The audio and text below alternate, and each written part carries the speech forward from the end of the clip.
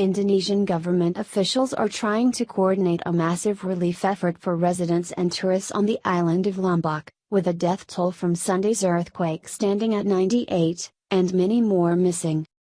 The National Disaster Mitigation Agency, BNPB, said it expected the death toll to rise once the rubble of more than 13,000 houses felled by two powerful quakes in the space of a week was cleared.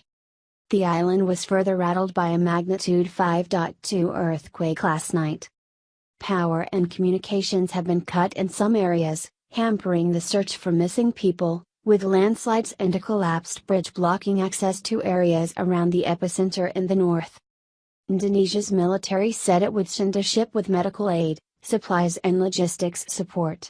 More than 10,000 people have been evacuated from the island.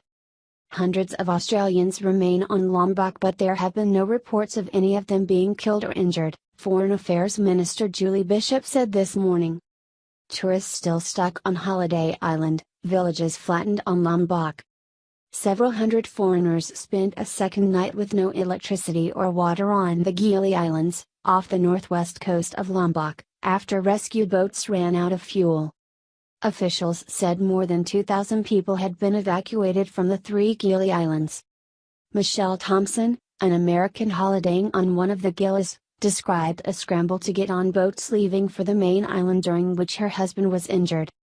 People were just throwing their suitcases on board and I had to struggle to get my husband on, because he was bleeding, she said. On Lombok itself, whole villages have been flattened.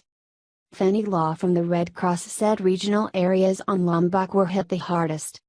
The city itself does not look too badly affected, however the further you go, the more remote areas, that's where you start to see damage, she said. You see landslides, you see homes with roofs destroyed. Also where structures are completely damaged or completely collapsed. We've also seen families living in makeshift tents.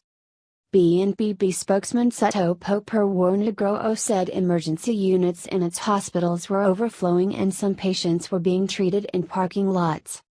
The main hospital in the town of Tanjung in the north was severely damaged, so staff set up about 30 beds in the shade of trees and in a tent on a field. Ms. Bishop said some Australian holidaymakers on the Gili Islands were choosing to stay if their accommodation had not been damaged. She said FOD officials were based at the Aruna Hotel at Singigi, in the northern part of Lombok as well as at the Lombok airport. Ms. Bishop said Australian supplies including tents, lighting, food and water that were stored in Java in case of natural disasters like earthquakes had been given to the Indonesian Red Cross to distribute.